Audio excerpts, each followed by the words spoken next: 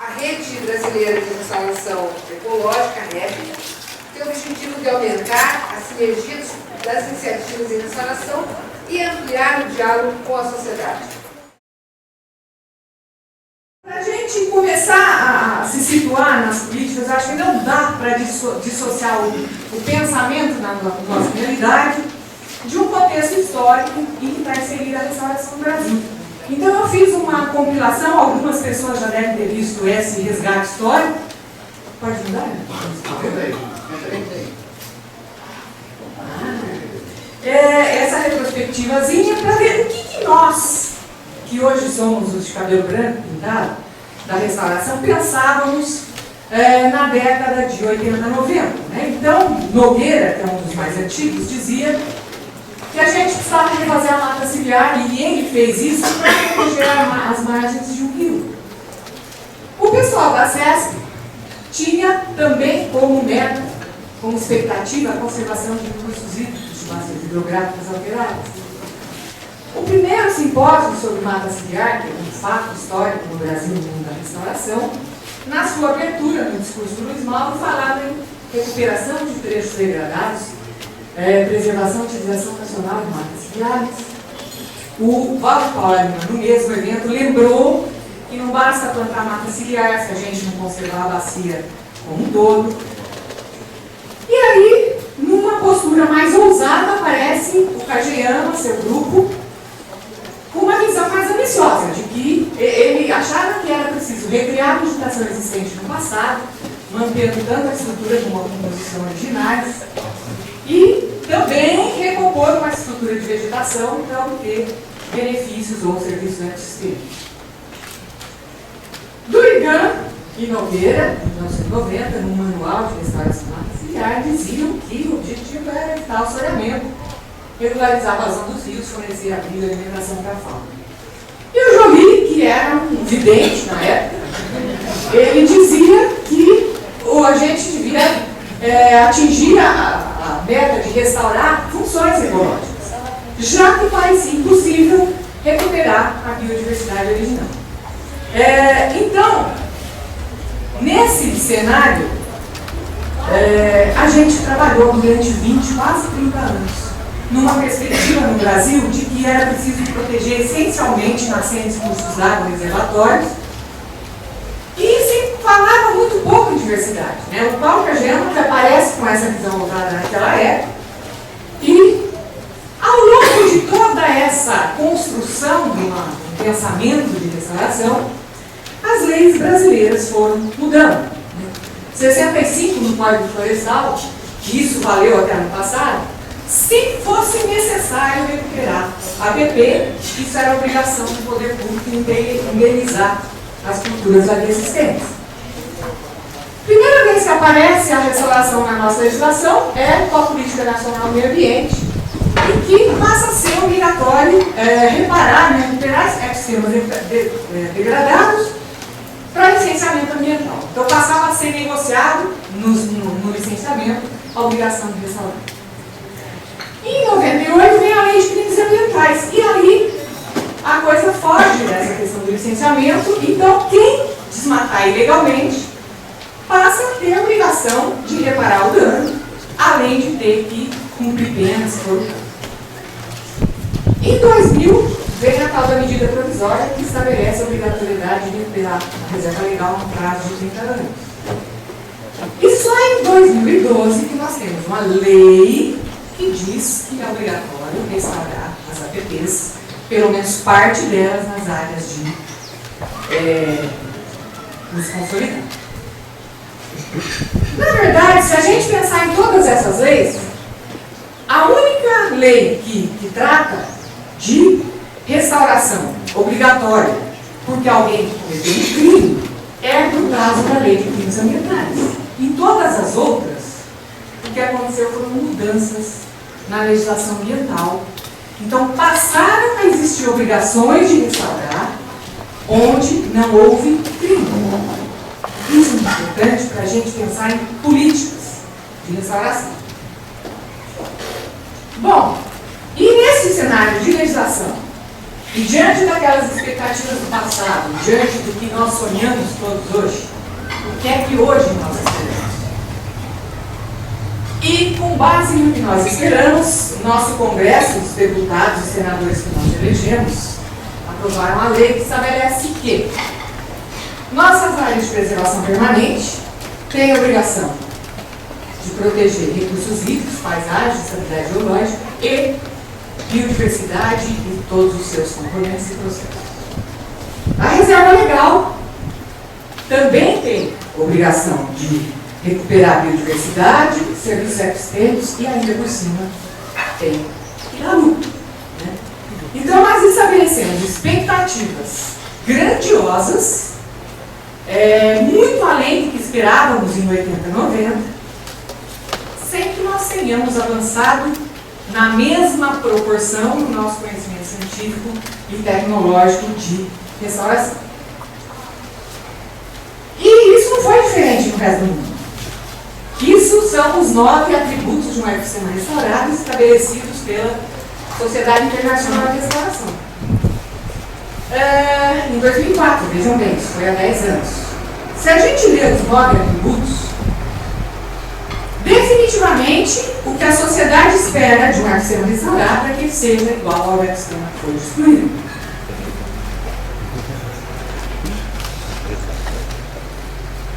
O que nós vemos em síntese disso? É que as nossas leis mudaram muito, evoluíram muito, em busca do tal meio ambiente equilibrado da Constituição. As expectativas ecológicas e as obrigações legais foram consideravelmente ampliadas. Só que o produtor rural não deve ser visto como culpado da situação. E a obrigação de restaurar, que está caindo em cima dele, não deve ser vista como punição. Então, quando eu vejo as ações do Ministério Público hoje em São Paulo, por exemplo, a impressão que dá é de que quanto mais caro, mais burocrático, mais difícil, melhor. Porque alguém tem que pagar pelo crime, mas o outro, na maioria dos casos. Então isso não pode ser assim. Agora, ao mesmo tempo que essas coisas todas foram evoluindo, as nossas expectativas foram evoluindo, as nossas leis foram mudando, a ciência caminhou. E estes 3 estudos, realizados por diferentes autores em diferentes regiões do mundo, em análises amplas do que se pode esperar da restauração, se a gente olhar com os olhos da nossa legislação brasileira, com os olhos das cerdas do impacto, nós vamos sair muito frustrados dessa leitura daqui. Porque a realidade é que os estudos mostram que sim, ações de restauração trazem bons resultados, melhoram a situação. Mas chegar ao ecossistema que existia antes, nós não vamos conseguir. É impossível. Isso tem implicações para políticas de conservação, de restauração, para o nosso cotidiano, para a aplicação das leis que aí estão, muito sérias. E tem implicações óbvias para a nossa ciência. Então, isso nos leva a situações que, por exemplo, estes 9 atributos estão sendo revistos pela própria sociedade. Existe lá uma queda de braço das pessoas que decretaram os 9 atributos, que não querem abrir mão deles. Isso vai acontecer, acho que em todos os países, em todas as regiões, mas até onde eu tenho conhecimento, isso está sendo discutido para ser trazido para metas mais factíveis. Bom, eu fui resgatar a data na minha agenda de 2010. Nós assinamos aquele documento, aquela foto foi tirada em 26 de novembro de 2010. Foi quando nós criamos aquilo. Bom, o que é a REBRE? Essa é uma definição livre, tá? Do autor aqui. Eu fiquei pensando o que é a REBRE para mim. Né? Eu acho que a REBRE é isso aí, é uma teia que conecta pessoas de todo o Brasil que buscam espontaneamente trocar conhecimento e experiências que possam trazer avanços para a ciência e para a prática da restauração. Então, a sensação que eu tenho de quando a gente começa um debate é de que todo mundo ganha. Eu aprendo com os argumentos do Ademir, com os argumentos do Daniel, com os argumentos do Felipe, eu abro mão dos meus pontos de vista, a gente se obriga a refletir, é um fórum de extrema importância, não só para cientista, mas para quem está executando a situação. Então, é um fórum de compartilhamento de conhecimento único, que eu sempre quis, e quando eu pensava na tal Liga dos Laboratórios, eu imaginava que a gente conseguisse esse diálogo, pelo menos entre nós cientistas. Eu queria saber o que os Amit estavam fazendo lá no Rio. Eu queria saber o que o Ademir estava fazendo lá no Sul, agora ele sai no Brasil inteiro. Porque a gente surpreende com a experiência do outro. E restauração não é que nem em física, que você monta um experimento num dia e sai o resultado no outro. Né? Restauração leva tempo. Eu vou aprender com o resultado de 10 anos no experimento do colega e não vou errar da mesma maneira. Ou vou me apropriar do aprendizado dele para dar um passo adiante. E eu acho que é isso que a Rebre tem trazido de excepcional, único, na minha história de cientista dentro do campo do conhecimento. Agora, a pergunta que eu acho que tem que ser feita, né, discutimos de manhã e quase que avançamos nessa discussão, como é que a Rebre ajuda nas políticas públicas? Eu pergunto ao contrário. De que maneira os formuladores de políticas de governo relacionadas com restauração podem se beneficiar da existência da Rebre? Então, não é a Rebre que tem que levar decisões, levar consultoria do tomador de decisão. A Rebre existe, é transparente, o conhecimento circula. Então, a pergunta é, aos tomadores de decisão, de que maneira vocês, tomadores de decisão presentes e os ausentes, estão lançando mão desse poderoso instrumento de conhecimento democrático que é a lei. Então, eu entendo que é assim, apropriando-se desse conhecimento já existente, né, aprendendo com os nossos erros e acertos, que é o que a gente está fazendo entre nós, e focando as políticas na solução de problemas que a ciência e a prática não podem resolver. Então, para políticas públicas, eu acho que a questão que nem o cientista, nem o...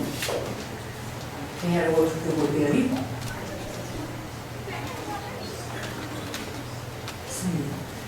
Que a ciência e a prática não podem resolver. Então, quem é que vai pagar a conta? Porque restauração está lindo.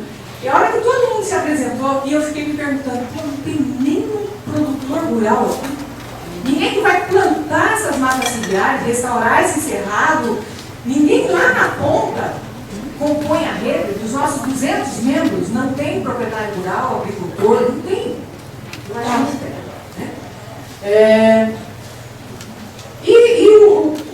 Eu vou centrar os meus argumentos dessa fala, as minhas preocupações, nesse artigo publicado super recentemente na Science, em 2013, um ano atrás, e nesse trechinho está no primeiro parágrafo aqui, ampliado, tá? Que estima que essa meta estabelecida pela Convenção de 150 milhões de hectares de áreas que devem ser restauradas até 2020, vai custar para o planeta 18 bilhões de dólares por ano, mas vai dar 84 bilhões de dólares por ano de retorno. Interessante, né, para a economia global. Quem vai pagar a conta? No Brasil, guardadas as devidas proporções, os 18 bilhões, se nós estamos dizendo que vamos fazer 15 milhões de hectares e o total do mundo é 150 milhões, acho que nós vamos fazer 10%, seria 1,8 bilhões. Quem vai pagar a conta do Brasil? Do jeito que as coisas estão hoje, é o proprietário rural. Quem é que vai usufruir daqueles 84 bilhões por ano no mundo? Toda a sociedade. Quem é que vai pagar a conta da restauração no resto do mundo? Não é. É a sociedade. Então as coisas aqui estão caminhando para um rumo diferente do que acontece no mundo como um todo. Então aqui eu mudei a imagem do agricultor com um cara mais médio do agronegócio, né? tirei isso da página do Dia do Agricultor.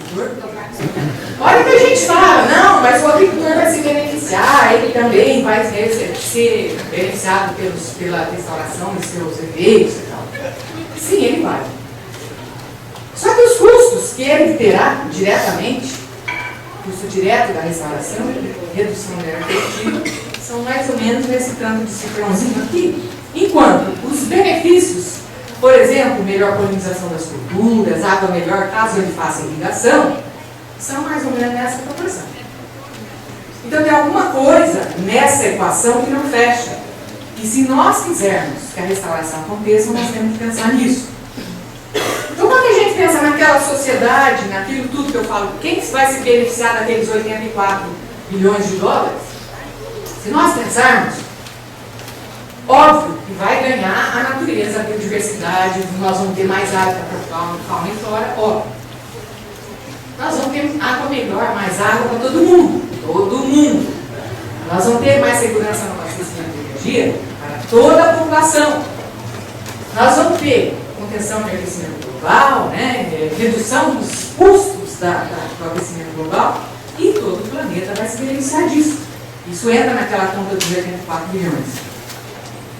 Nós vamos ter mais empregos na cadeia produtiva da restauração, para os biólogos, para os engenheiros agrônomos, florestais e tudo mais. E tudo isso gera mais impostos. Então, nós vamos ter mais arrecadação de impostos. Então, quando se fala dos 84 bilhões injetados na economia global, nós estamos falando disso tudo. Só que hoje, se a gente botar na ponta do lápis, restauração é cara. Isso é feito com números reais, de estudos científicos, sobre custo de restauração e rentabilidade do uso da terra no estado de São Paulo, para todos os usos que se tem no estado de São Paulo de agricultura. É 20 para 1. Então, a renda de 20 hectares de agricultura, em média, é necessária para pagar a restauração de um hectare de área auxiliar do jeito que fazemos hoje. Se for pecuária, são 40. Tá? Não é número abstrato, é número real. Tá? Então, se a gente não tiver em mente todas essas coisas, e para a gente pensar numa estratégia, em políticas, em formulação de políticas, tomada de decisão, não dá para a gente botar o pé na realidade e tomar decisões que sejam factíveis. Então, a nossa lei 12.651, boa ou ruim, está aí vigente. E ela diz que a obrigação de restaurar é para todo o país. Qualquer bioma, qualquer pessoa, qualquer propriedade, umas mais, outras menos, mas todo mundo tem. O custo da restauração é alto e existe um sentimento de injustiça social por parte de quem vai fazer, de que o benefício é para todos e o custo, o ônus, é só para um setor da sociedade. Existe um conhecimento hoje sobre técnicas de restauração até relativamente consolidado para florestas. Dá para dizer que a gente já sabe fazer isso. Mas é caro e para os outros tipos de vegetação, os outros biomas, a gente vai engatar. Eu não consigo imaginar como será feita a averiguação do cumprimento da lei em loco no país inteiro. Não consigo. Então, isso é coisa. O governo, os tomadores de decisão têm até dólares. E não existe os meios fundamentais para as pessoas que têm que fazer poderem fazer. Então, o conhecimento, a transferência do conhecimento e os recursos para poder fazer. Como viabilizar as ações? Então, dentro de uma estratégia, de uma política, é preciso estabelecer prioridades com base na urgência, onde é que é mais urgente, mais necessário, qual é a obrigação, quem é que tem obrigação irremediavelmente, porque fez um crime, quando é que é conveniente, quando a gente quer que seja restaurado, enfim. É preciso descobrir meios de canalizar os recursos, o conhecimento e disponibilizar isso. Neste tópico, os membros da rede podem contribuir. Eu acredito que um debate dentro da rede sobre o que é prioritário dentro do país, dentro de uma região, o que deveria ser restaurado primeiro, seria um debate muito interessante.